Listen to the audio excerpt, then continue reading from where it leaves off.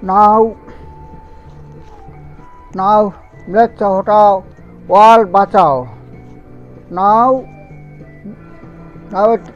मृत्यु हटाओ. Now I describe मृत्यु हटाओ and world बचाओ.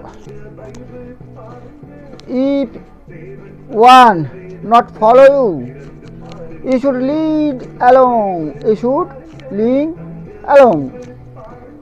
If you fail, you will try again and again, 100 times, until you reach to ultimate goal. Because failure is the key of success. Because failure is the key of success. I have discussed about Jnana Yoga. I have discussed before. Where I discussed it, I discussed about way to God.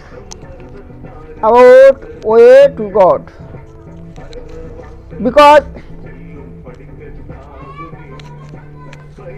I discussed before way to God. Now I shall discuss about Jnana Yoga. Every man must develop according to his nature. Every man must develop. Every man develop according to his own nature. As every science has its method, so has every religion. The methods of attaining the end of the religion are called yoga by us, and the different forms of yoga that we teach are adapted to the different natures and temperaments of men. We classify them. We classify before it.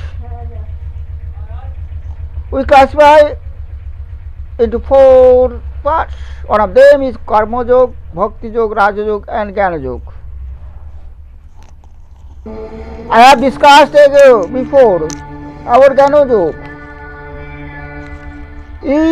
We discuss about Karma Yoga, Bhakti Yoga, Jnana Yoga and Raja Yoga. Jnana Yoga, Bhakti Yoga and Karma Yoga, these are the 4 paths which lead to salvation. All must follow the path for which one is best fitted, but in this special stage should be led on Karma Yoga. Now I discuss about Jnana Yoga. If I discuss about Jnana Yoga,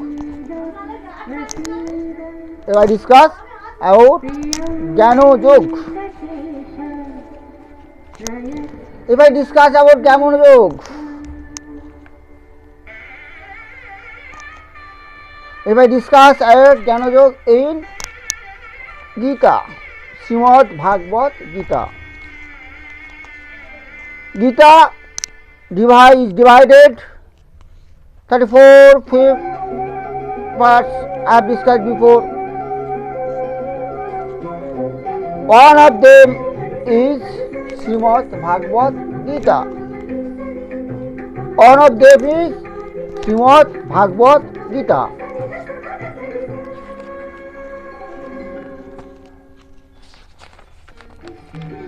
The Jnana Yoga is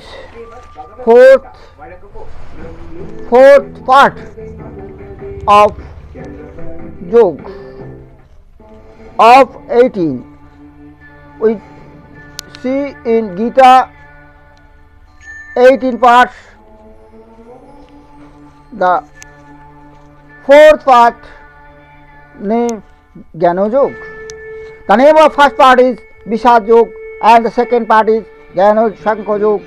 Next, third part is Karma Yoga, fourth part is Jnana Yoga and five part is Karma Sannyas Yoga, sixth Dhyana Yoga, seventh Vigyan Yoga, eighth Akshar Brahma Yoga, ninth Raja Guja Yoga, 10th Vibhuti Yoga, 11th Vishwarup Darshan Yoga, 12th Bhakti Yoga, 13th Prakriti Purush Vivek Yoga, 14th Gunatraya Vibhag Yoga, 15th Purushottam Yoga, 16th Daivasur Sampad Yoga, 17th Shraddhatraya Vibhag Yoga and last 18th Moksha Yoga.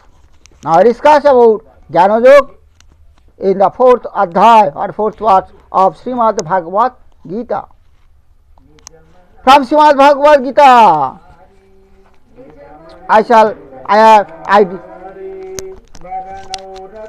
I'll discuss it from Srimad Bhagavad Gita. If I follow Srimad Bhagavad Gita, then you see it comes from Mahabharata. Mahabharata literally means the great story of Bharat industry, Bharat dynasty. Mahabharata literally means the great story of Bharat dynasty.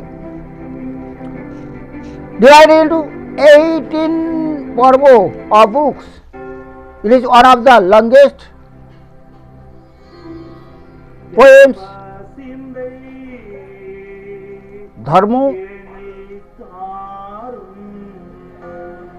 Dharmashastra's poem in the world with more than 74,000 verses and long prose passages. The Mahabharata was dictated by Vedavyas and written by Lord Ganesh. Ganesh is said to have agreed to write in only on the condition that Vyas never paused in his dictation, and Vyas agreed to the condition that Ganesh took the limit to understand the content before he took it down. The Mahabharata claims, the Mahabharata claims what is found here, what is found here, may be found elsewhere, what is not found here will not be found elsewhere. It narrates tales of ambition and intrigue in royal courts, renunciation and a final battle in which the good triumph over the wicked man. This unfolds the dynastic struggle between the Pandavas and the Kauravas for the throne of Hastinapur. The king ruled by the Kuru clan. The struggle culminated in the great battle of Kurukshetra, in which the Pandavas were ultimately victorious. This ends with the death of Krishna and the subsequent end of his dynasty, and ascent of the Pandavas and Draupadi to heaven.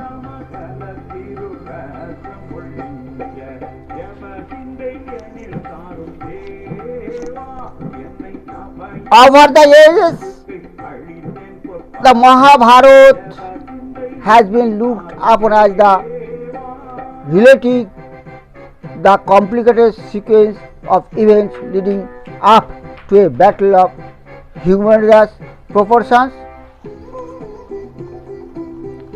and the Mahabharata as a part of history. This Dharmashastra is the immense importance to Hindu culture, and besides completing drama, the Mahabharata has characters that are longer than life. Krishna shown as an incarnation of Lord Vishnu. Bhishma, the grandson of all principal warriors, Yudhishthir, the son of Dharma, compelled to lie to win the battle, Arjuna, the unparalleled Arka, Duryodhana, driven to disorder by overtrending ambition, overarching ambitions. Yet a sense of reality is maintained, with each character making the Mahabharata a fascinating read. Importance of Mahabharata as a part of history. The difference is the immense importance of Hindu culture. It has attracted tremendous attention and interest from philosophers, literatures, and lay persons, not only in India but all over the world. The stories of the Mahabharata exemplify the underlying discussion of the four human goals. The Mahabharata exemplifies the underlying discussion of four human goals. One of them is Artha, next Karma, Dharma, and Moksha. Artha, Kama, Dharma, and Moksha. Artha means purpose, Karma means pleasure, Dharma means duty, and Moksha means liberation. The offer are parts of wisdom struggle into a beautiful and coherent treatise on every aspect of the ideals of life and living, the true meaning of duty and sacrifice, happiness and sorrow. The inner kernel of Mahabharata continues to remain relevant that lies in a generation of sacredness. Over the ages, the Mahabharata has been looked upon as the relating the complicated sequences of events leading up to a battle of human preparations and the human and moral casualties thereof. The war of Kurukshetra has also been known as Dharma Yuddha or the war of righteousness. This also contains in Gita Krishna's instruction to Arjuna as a what constitutes dharma, righteousness. It contains the Gita. This also contains the Gita. Now I discuss about Jnana Yoga in Gita. Now I discuss about Jnana Yoga in Srimad Bhagavad Gita.